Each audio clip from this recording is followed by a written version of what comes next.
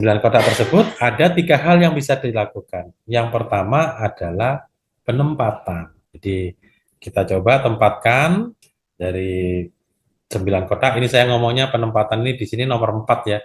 Eh, tapi kalau menurut saya sih ini eh, sebenarnya bukan berurutan, tapi ini sebenarnya hal bersamaan yang bisa kita lakukan. Jadi akuisisi talenta itu, pemetaan talenta itu tindak lanjutnya adalah ada 3, yaitu pengembangan, retensi, dan penempatan. Nah, kita mulai dari yang 4 dulu, penempatan. Jadi kita tempatkan dulu dia. Kita tempatkan itu berarti bisa jadi kita promosikan karena dia udah bagus, maka kita promosikan di jabatan yang lebih tinggi. Jadi dari 9 kotak tadi itu pemetaannya itu berdasarkan jenjang jabatan ya. Jadi misalnya pengawas ya berarti ada 9 kotak, 2, 3, 4, 5, 6, 7, 8, 9.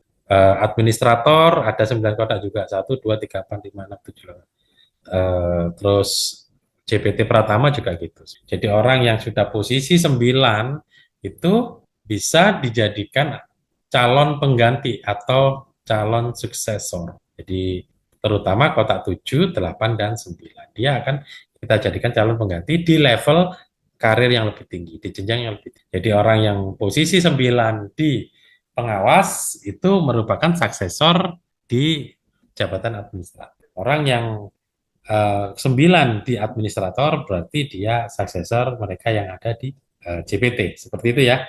Jadi 9 ini setiap jenjang, setiap. Nah, kemudian sesudah kita tahu yang pertama kalau memang dia calon suksesor maka kita lakukan penempatan. Kita promosikan ketika ada jabatan yang lowong.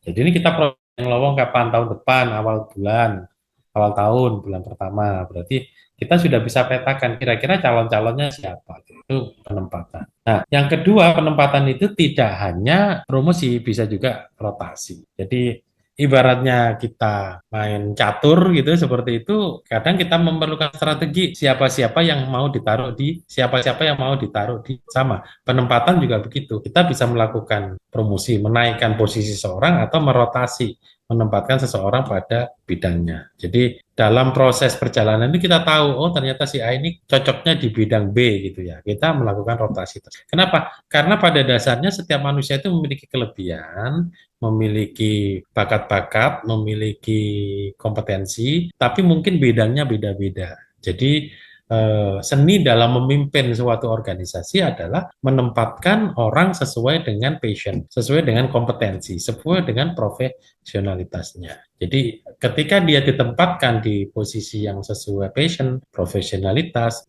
kompetensi, maka dia akan berkinerja maksimal atau optimal. Seperti itu. Oke. Jadi pertama kita tempatkan dulu. Yang kedua, kita kembangkan.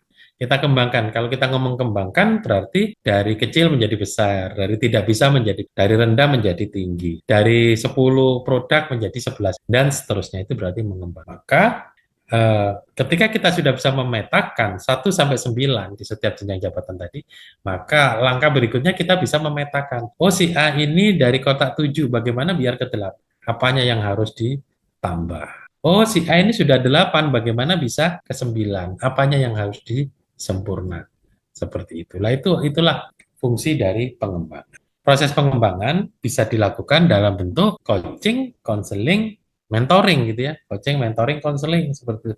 Tergantung kebutuhan yang identifikasi dari pengembangan itu sendiri. Kalau sifatnya memperbaiki perilaku, memperbaiki hal-hal yang sudah ada, atau mengoptimalkan hal-hal yang sebenarnya sudah tersimpan di dalam diri pegawai, itu kita kenal dengan coaching. Si A kurang percaya diri, padahal sebenarnya dia bisa.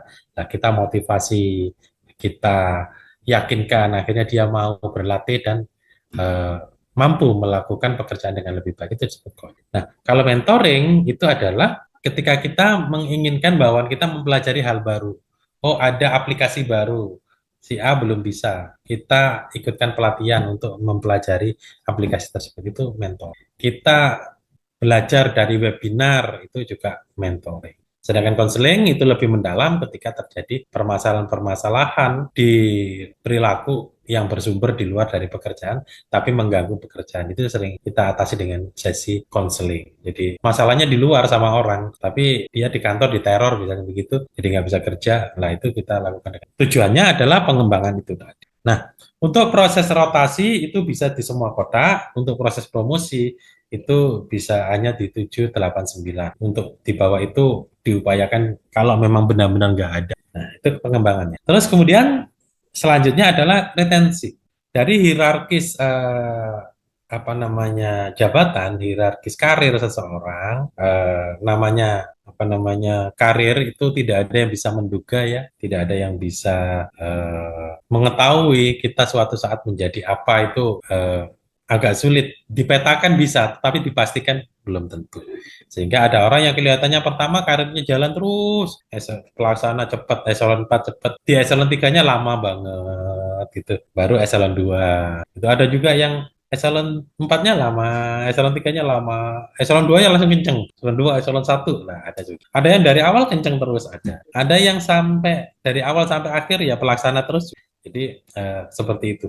Artinya setiap posisi semakin ke atas semakin sedikit jumlah. Jadi jumlah pengawas di dalam instansi itu pasti lebih sedikit dibanding jumlah pelaksana. Jumlah administrator pasti lebih sedikit dibanding jumlah JPT pasti jauh lebih sedikit dengan jumlah administratornya. Semakin ke atas semakin sedikit. Nah, pertanyaannya adalah ketika seseorang masuk di posisi kotak 9, misalnya, ada 10 orang yang masuk di kotak 9, ada satu jabatan yang lowong. Otomatis 8 orang ini tidak bisa dong ikut masuk semuanya. Kan cuma hanya ada satu orang kepala dinas kesehatan. Cuma ada satu orang kepala Satpol PP kan gitu. Sementara calonnya lebih dari satu.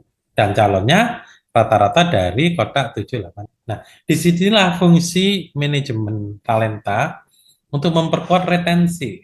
Jadi ketika tidak semua orang bisa menempati jabatan yang lebih tinggi, kita perlu meretensi, melakukan program penguatan bagi mereka. Sehingga mereka yang belum dapat kesempatan untuk naik, tidak mengalami keputusasaan, tidak mengalami dismotivasi, sehingga tadinya 9, gara-gara nggak naik, turun jadi 8 misalnya gitu, atau turun jadi 7. Nah itu sangat tidak diharapkan, itu sangat merugikan organisasi. Sehingga organisasi harus memikirkan hal tersebut dalam manajemen talenta. Jadi manajemen talenta bukan sekedar apa ya, oh ini yang penting pengganti open bidding gitu ya, pengganti shelter, bukan hanya sekedar itu, salah satunya memang, tapi fungsi-fungsi utamanya itu juga harus. Dan yang terakhir adalah monitoring dan evaluasi. Monitoring evaluasi itu kita memonitor baik hasil dari penempatan tadi, hasil dari pengembangan, retensi, dan penempatan itu, begitu juga memonitoring pelaksanaannya, apakah sudah sesuai dengan sistem merit atau tidak. Nah, sebelum lupa, saya ingatkan, karena fungsi dari manajemen talenta ini adalah menegakkan sistem merit, maka tadi sudah saya sampaikan, equality of opportunity itu menjadi hal yang penting. Jadi kesamaan kesempatan bagi siapapun itu, ASN manapun itu menjadi penting. Maka hal yang terpenting adalah data. Bagaimana orang mendapatkan kesempatan yang tepat ketika ada datanya tidak masuk di dalam database instansi maupun BKN. Jadi jangan sampai ada orang berteriak, Pak, saya tidak dapat kesempatan masuk talent pool. Bagaimana saya bisa promosi? Lah itu yang jadi masalah kalau itu sampai ada data yang tidak lengkap. Sehingga PR terbesar yang harus dimiliki, yang harus bukan PR ya, tugas besar yang harus dikerjakan oleh instansi adalah memastikan data-data dari ASN itu lengkap sebelum mengoptimalkan penggunaan manajemen talenta, khususnya pada saat melakukan pengisian dalam jabatan.